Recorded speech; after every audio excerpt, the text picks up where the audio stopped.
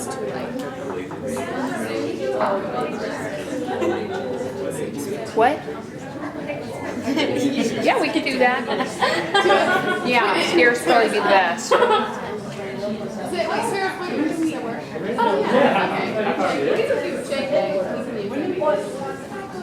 That would be Steve.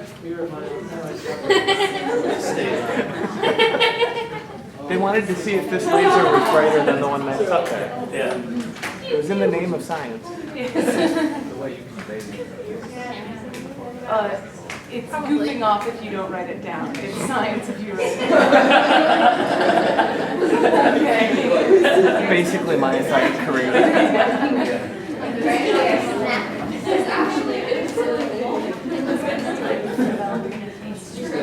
I'll be doing this entire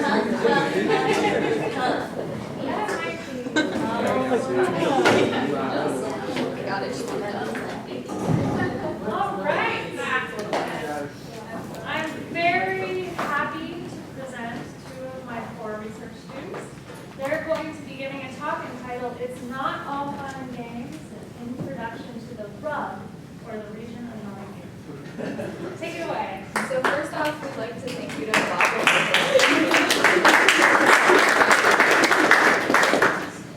All right, my name is Sarah Brown.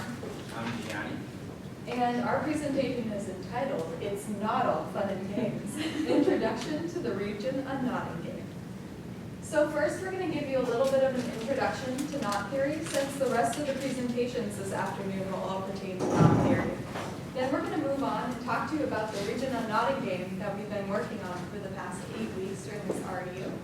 Then we're going to move on and talk to you about the winning strategy for a twist knot with 4 crossings. Then we're going to generalize that for a twist knot with an even number of crossings. All right, so I guess the obvious question is, what is a knot? Knot is a closed curve in space that does not intersect itself or has no thickness. We've been working with knot diagrams, which is just 2D projections of a knot.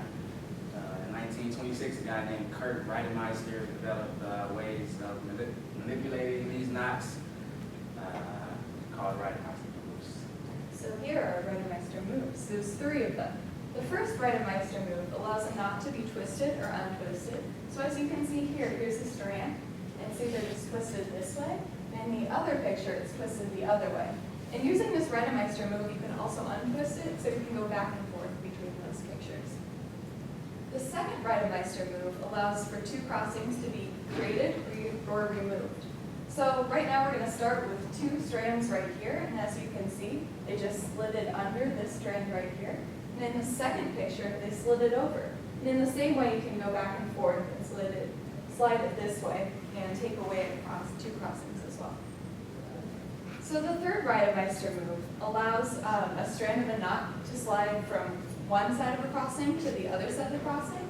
As you can see in this picture, this strand was slid from this side of the crossing to the other in that picture, so that it went under. And in the same way as the last slide, it went over on that slide. Picture later. Anyway, Kurt Reidemeister came up with this theorem that related his 3 Reidemeister moves. It says, 2 knot diagrams represent equivalent knots if and only if they can be related by a sequence of Reidemeister moves. As you just saw, there's only 3 of those, which makes it a big deal because you can change these knots with just those 3 moves. And this is very important in their research. All right, so reduced knot diagrams, what is that exactly? A knot diagram is reduced if there are no crossings that can be simply removed by Reidemeister moves. So if you take a look at this knot right here, it has a few unnecessary crossings in it, one right here, one right here, one right here. But this diagram is not reduced, so to reduce it, we want to get rid of these, what they're called nugatory crossings, by just performing a type 1 Reidemeister move, pretty much untwisting them, resulting in this knot right here called the trefoil knot. So sometimes when you have a trivial knot, it can be reduced further. So that's when you get the unknot. So the unknot, as you can see, it's a circle with no crossings at all. And you can do this using Reidemeister moves. So you'd first take a Reidemeister 2 and pull this up, And then right here, you give it a little twist with the Reidemeister 1, and it would become the unknot. So a non-trivial knot, such as the one shown on the previous slide, cannot be reduced down to the unknot. Other types of knots are alternating knots, which are knots that we pretty much base our proofs off of. An alternating knot has projection, crossings that alternate between over and under throughout the whole knot. So first, you give it an orientation, doesn't matter which way you go, and if that knot has an alternating pattern of over and under throughout the knot, then it's alternating. So now we're going to move on to some knot types that we've studied during our REU. So the first would be twist knots. And in a twist knot, you have clasp crossings, as the one shown here, and twist crossings, such as the one shown down here at the bottom of the knot. Other families of knots that we've been working with are torus knots. Torus knot is basically a knot that lies on an unknotted torus, which doesn't cross over or under itself. For example, the middle one is a torus knot that lies in a torus. You can imagine just being a point on the knot and giving an orientation going around the entire knot. You would not at all have a point where you actually cross over or under yourself. Right here, these two pictures are just different projections of torus knots. The PQ notation just represents, P represents the amount of time you go around what we like to call a racetrack, and then the Q represents the amount of bridges. So if the bridges have a negative slope, Q is negative. In this case, it would be a 1, 2, 3, 4, 5. 1, 2, 3, 4, 5, negative 6 torus knot. Positive and negative crossings. This is a idea that we use to basically quantify crossings in a knot diagram. We denote each crossing in the knot diagram with +1 or -1. How can we tell if a knot is, or a crossing is positive or negative? Well, we look at the understrand, we look at the direction of the understrand, and if we have to move it clockwise to align with the direction of the overstrand, then we label it a positive one. And if the understrand has to turn counterclockwise to align with the direction of the overstrand, then we label it a negative one. This idea helps us basically avoid having to draw knot diagrams. If we can just have a bunch of plus and minuses sequences, then it'll be a lot easier on us. The sum of these plus and minuses are, it's called the ride. So now we're going to go on to the ride. So the local ride is +or -1, and it depends on whether the crossing is positive or negative, like you just saw in the previous slide. The ride of the entire knot diagram is the sum of all these local rides of the knot diagram. So look at this picture right here. This is a positive crossing, so it's denoted +1, and the next two are negative crossings, so they're -1s. So therefore, the ride of the entire knot diagram is -1. Knot invariants are basically knot properties that do not change the knot even if the knot is altered. Pretty much don't talk about it in ours, but you'll hear about it in the upcoming presentation. An example of a knot invariant is called the knot or the warping span. Like I said, you'll hear about that later. So on to some properties that do change the knots. We've got unknotting operations. So unknotting operations are transformations on a knot diagram, so that a diagram can be transformed into a trivial knot with a finite sequence of these operations. Some unknotting operations that we'll be talking about today are crossing changes and region crossing changes. So crossing change is a operation of a knot that changes a positive to a negative or a negative to a positive. Crossing changes generally change the knot type. So if you have an alternating knot and you just perform one crossing change, then it is not alternating anymore. Crossing change generally changes the ride, or actually it does change the ride. And one little side note is there are a certain amount of crossing changes that would actually change the diagram to unknot. So just keep that in mind. So the other would be region crossing changes, and this is what we spent a lot of time on during our REU. So a region crossing change is a crossing change that changes all of the crossings with around a region denoted R in this image right here. So for example, looking at this image, if you follow this orientation, it starts out from going over and under. And as you can see, this is an alternating diagram. But after this region crossing change, it goes over and under. And now this isn't alternating and actually can be reduced down to the unknot through Reidemeister moves. And these region crossing changes were the basis for the knot games that we studied during our REU. So the reason we've been working on research this whole time is because we've been looking at knot games. So we're pretty much going to look at some knot games right now. We're going to look at twist knots and torus knots. And we're going to prove some theorems for you. So Sarah's going to go over the game rules real quick. All right, so our game is called the region unknotting game, and we affectionately call it the rug game. So we start with 2 players. The goal of one player is to make the diagram non-trivial, and we call this player the knotter. The other player is trying to make the knot diagram trivial, and we call this player the unknotter. So as in most games, choose who goes first. This is the first thing you do before you play. So when a player when it's a player's turn, the player can either choose a region and perform a region crossing change, or choose a region and keep that region the same.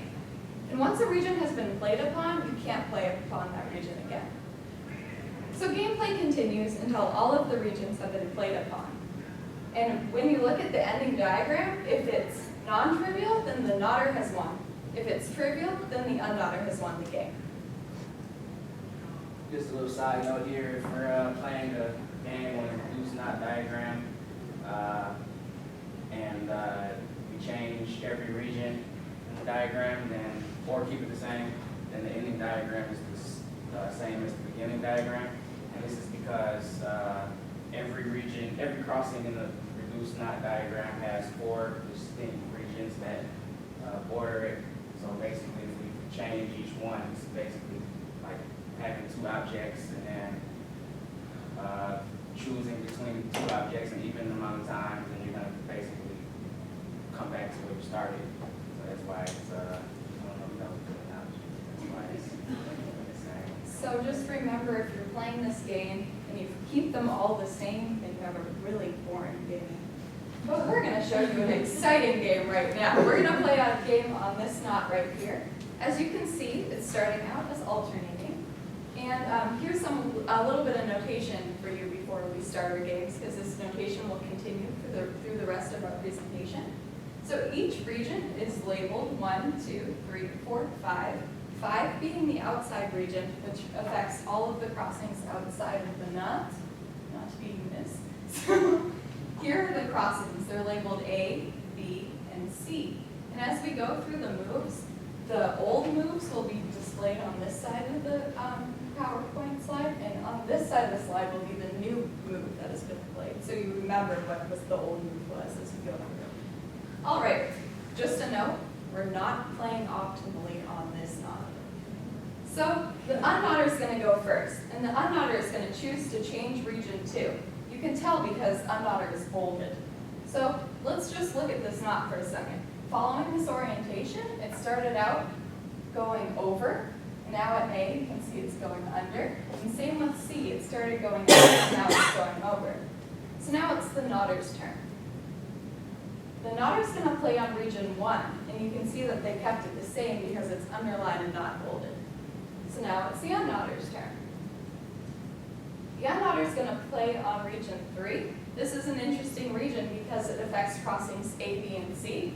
And otherwise, the last 2 moves have only affected 2 crossings. The next move belongs to the knotter. And the knotter decides to play on region 5, which is the outside region. Now there's only 1 region left for play, and it's the unknotter's turn. The unknotter will play on region 4 and keep it the same. So who won?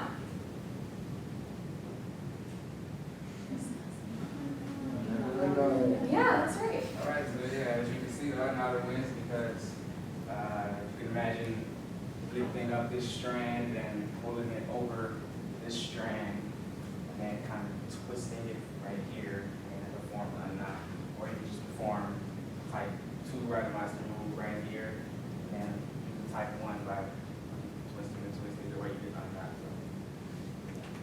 fun, huh, guys? All right, so we studied a lot of winning strategies when we were planning our knot games. So a winning strategy is a set of optimal moves that guarantees that a player will win. So at a point in the game, there might be a move that doesn't seem optimal and it kind of seems a little counterintuitive, but as gameplay progresses, that move might guarantee that they win by the end of the game. All right, so one of the theorems that we proved is working with a twist knot with 4 crossings, A, B, C, and D. Basically, if both players play optimally, then the second player has the winning strategy regardless of their goal. So Unknowing and Unknowing both have the winning strategy. All right, so now we're going to run through that proof. As you can see with our color-coded diagram, each region has a corresponding region that plays a similar role in the knot game. So for example, region 1 is paired with region 3, region 2 is paired with region 5, and region 4 is paired with region 6. So because of this, for every move that player 1 has, player 2 has a counter move to that. So to win the game, the Unknowing wants to make sure that regions or crossings A and B have have the same sign, and crossings C and D have the same sign. And the Unknowing wants to make sure that A and B have opposite signs, or C and D have opposite signs. Right now it's kind of small, but A and B both have plus signs, and C and D both have negative signs. So start the game off. First player's going to either play 1, 3, 2, 4, or 6, 5. All right, so now we're going to run through the cases for you. So assume the knotter plays first. If the knotter starts out by playing in region 2, or respectively 5, we call this the trivial case. That's because if you have, for example, an A and B, 2 pluses, there's no way that changing that region will make it to be a plus and a minus. Same goes for region 5. On the other hand, if the knotter plays in region 1, or respectively 3, then the unknotter plays in the corresponding region such that the crossings C and D have opposite signs. The same goes for regions 4 and 6. If the knotter plays in those, then the unknotter responds in the corresponding region such that A and B have opposite signs. And the order of these cases does not matter throughout gameplay. So once again, this works because the only region that has an effect on A but not B is region 6, and the only region that has an effect on B but not A is region 4. So since the Unknotter is going to play last, and there's an even amount of regions, the second to last player, which is the Knotter, is going to be forced to play in region 4 or 6, or 1 or 3, because they work the same way, like crossing C and D. So either way, the Unknotter is going to have the last advantage, the last opportunity to undo what the Knotter did. Basically unknotting the knot. So, and it works the same way with the Knotter if the Knotter played second. All right, are you ready to play another knot game? This time we're going to play on the same knot that we've been showing you in all of our proof slides. So we're going to start out with A and B with positive crossings and C and D with negative crossings. As you can see from this diagram, it's going to start out alternating, therefore it's the knot at the beginning of gameplay. All right, just as in our proof, we're going to say that the knotter goes first. And the knotter's going to play on region 1 and keep it the same. So what region should the unknotter play in? 3, I'm hearing some 3s. That's right. So the unknotter should play on region 3 and change that region. See, now the unknotter's pretty happy. Down here at C and D, now they have the alternating sign configuration so that there's a minus and a plus. So we're going to continue gameplay. It's the knotter's turn. The knotter's going to play on region 2 and change region 2. Remember, this is the trivial case, so that changing those or keeping them the same doesn't really matter with the whole impact of the game. So now the unknotter's going to play on region 5 and keep it the same, since they're pretty happy with the crossing C and D anyway. Now there's 2 moves left, and it's the knotter's turn. The knotter's going to play on region 4 and keep it the same. It's pretty obvious where the unknotter's going to play now, since there's 1 region left. So the unknotter's going to play in region 6 and change it. See, now the unknotter at the end of the game is super happy because not only did they get an alternating sign configuration in C and D, but they also got a minus plus parent in A and B as well. So yeah, fortunately, this works out with not just 4 crossings, but an infinite amount of crossings where n is an even number at the bottom. So the second player always wins regardless of the goal, no matter how many twist crossings we have, if there's an even number. During our review, we studied so many types of knots and so many types of strategies that you'll see our odd strategy in the next presentation, and you'll see how it's a little more difficult than the even strategy that we just showed you. Thank you.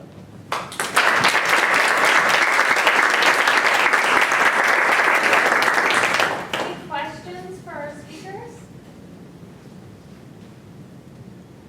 I guess like there's that outer component that you can change outside the knot. Is that why? It seems like you could also not have that as an option. Like why is that included in the rules of the game? There's also a region. With our region Unknowing games, the outside of the knot is also considered. That seems a little Yeah. less natural as a region choice than. I know, it The kind of other seemed a regions, little right? odd. And when we started to learn about it, it wasn't as obvious as like the other regions that are inside of the knot. But as gameplay continues, it actually, depending on the knot really.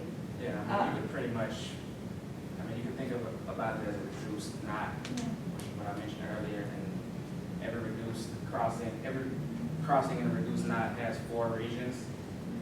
So pretty much based off of that, have to include the outside region. Yeah, that seems like a good stuff. And it's a really interesting region because like you'll see in the next presentation, there's some knots where the inside region and the outside region play no role at all. But in other knots, those regions are very, very important. Any more questions?